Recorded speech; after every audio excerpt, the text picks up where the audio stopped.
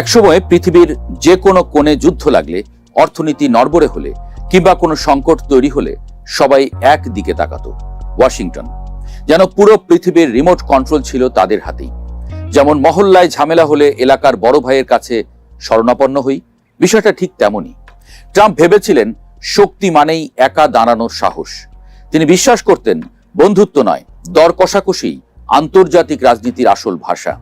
তাই পুরনো মিত্রদের সঙ্গে তিনি কথা বললেন ব্যবসায়ীর মতো, বন্ধুর মতো নয়। ইউরোপকে বললেন তোমরা নিজের খরচ নিজে দাও। ন্যাটোকে মনে করিয়ে দিলেন হিসাবের খাতা। জলবায়ু চুক্তি থেকে বেরিয়ে এসে পৃথিবীকে জানালেন আমেরিকা আগে, বাকিরা পরে। কথাগুলো শুনতে দৃঢ় লাগলেও এর ভেতরে ধীরে ধীরে জন্ম নিতে লাগলো দূরত্ব। ইতিহাসে আমেরিকা অনেক যুদ্ধ করেছে, অনেক শত্রু তৈরি করেছে, কিন্তু একা হয়ে পড়েনি কখনো। দ্বিতীয় বিশ্বযুদ্ধের পর থেকে পৃথিবীর মানচিত্রে আমেরিকার শক্তি শুধু তার অস্ত্র বা অর্থনীতির জন্য ছিল না, ছিল তার বন্ধুদের জন্য।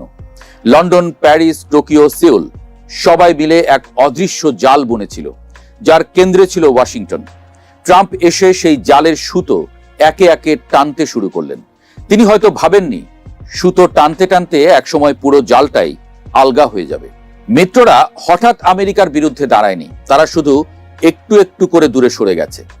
ইউরোপ নিজের প্রতিরক্ষা নিয়ে নতুন করে ভাবতে শুরু করেছে। মধ্যপ্রাচ্যের পুরনো বন্ধুদের চোখে সন্দেহের রেখা। আর এশিয়ার দেশগুলো হিসাব করছে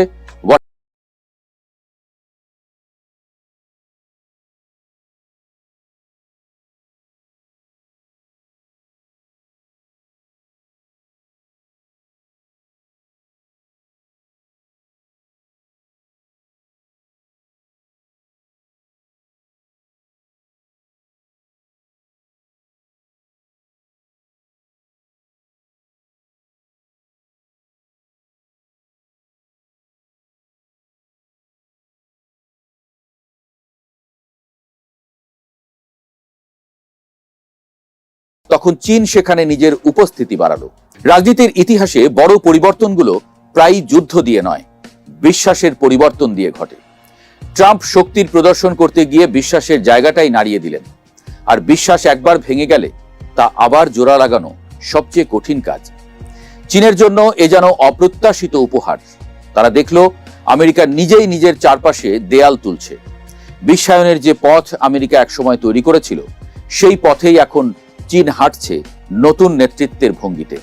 আফ্রিকার বন্দর, এশিয়ার রেললাইন, ইউরোপের বিনিয়োগ সবখানে ধীরে ধীরে চীনের ছায়া লম্বা হচ্ছে।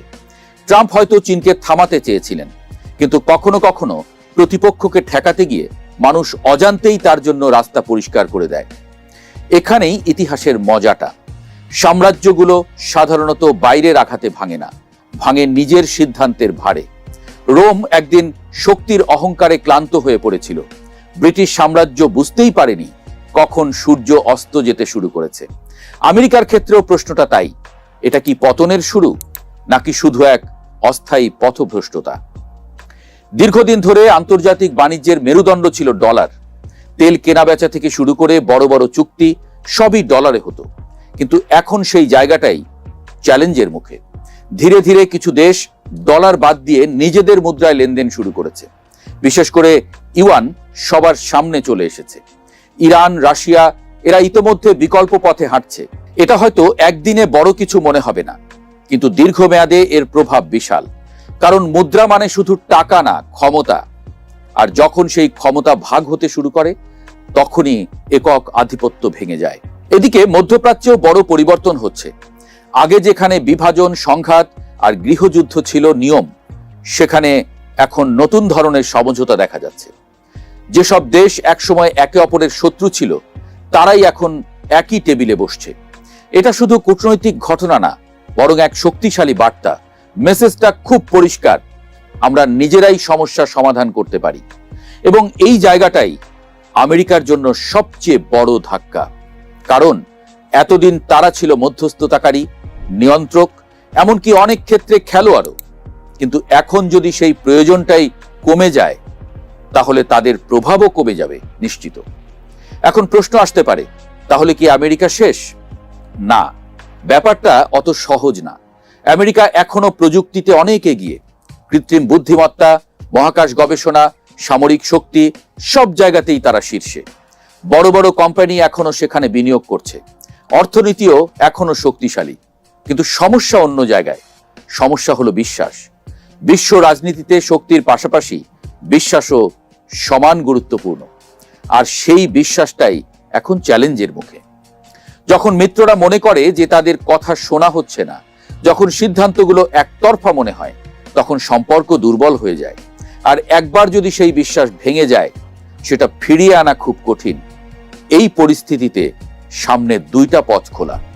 একটা হলো নিজের অবস্থানে অটল থাকা, নিজের মতো করে চলা এবং ধীরে ধীরে আরো একা হয়ে যাওয়া। আর একটা হলো কৌশল বদলানো, মিত্রদের আবার কাছে টানা, নতুন বাস্তবতার সঙ্গে মানিয়ে নেওয়া। কোন পথটা বেছে নেওয়া হবে সেটা নির্ধারণ করবে আগামীর বিশ্বরূপ। এদিকে আরেকটা বড় বিষয় হলো, বিশ্ব এখন আর একমুখী না। আগে ছিল এক মেরু বিশ্ব, যেখানে একটাই শক্তি সবকিছু নিয়ন্ত্রণ করত। এখন সেটা বদলে গিয়ে বহুমুখী হয়ে যাচ্ছে। এখন একাধিক শক্তি আছে। আমেরিকা, চীন, আঞ্চলিক জোট সবাই নিজের জায়গা তৈরি করছে। এটা একদিকে ঝুঁকিপূর্ণ, কারণ প্রতিযোগিতা বাড়ে। আবার অন্যদিকে সুযোগও তৈরি করে, কারণ কেউ একা সবকিছু নিয়ন্ত্রণ করতে পারে না। এই পরিবর্তনের মাঝখানে দাঁড়িয়ে সবচেয়ে গুরুত্বপূর্ণ প্রশ্নটা হলো, আমরা কি নতুন এক ঠান্ডা যুদ্ধের দিকে যাচ্ছি, নাকি এক নতুন ভারসাম্যের দিকে, যেখানে একাধিক শক্তি একসাথে বিশ্ব চালাবে? উত্তরটা এখনো পরিষ্কার না, কিন্তু একটা বিষয় পরিষ্কার, বিশ্ব বদলে যাচ্ছে ধীরে ধীরে কিন্তু স্থায়ীভাবে। আর এই পরিবর্তনের কেন্দ্রে আছে একটা সত্য, কোনো সাম্রাজ্যই চিরস্থায়ী হয় না। আজ যারা শীর্ষে, কাল তারা চ্যালেঞ্জের মুখে পড়বে, আর যারা নিচে তারা উঠে আসবে। 2026 হয়তো সেই পরিবর্তনেরই এক গুরুত্বপূর্ণ অধ্যায়। একটা বিশাল মঞ্চ, একসময় সেখানে একজনই দাঁড়িয়েছিল, সব আলো তার উপরে। কিন্তু এখন সেই মঞ্চে একে একে নতুন চরিত্র উঠে আসছে, আলো ভাগ হয়ে যাচ্ছে। আমেরিকা এখনো সেখানে আছে, কিন্তু আগের মতো একা নয়। আর প্রশ্নটা এখন আর কে শাসন করবে না, প্রশ্নটা হলো কে কার সাথে দাঁড়াবে। এই নতুন খেলায় বন্ধুত্বই হবে সবচেয়ে বড় শক্তি। আর যদি সেই বন্ধুত্ব হারিয়ে যায়, তাহলে সবচেয়ে শক্তিশালী দেশটাও একসময় একা হয়ে যায়। এবং হয়তো আমরা এখন সেই গল্পটাই দেখতে শুরু করেছি। আমেরিকা সবার আগে, সেই শব্দ থেকে ধীরে ধীরে আমেরিকা একা।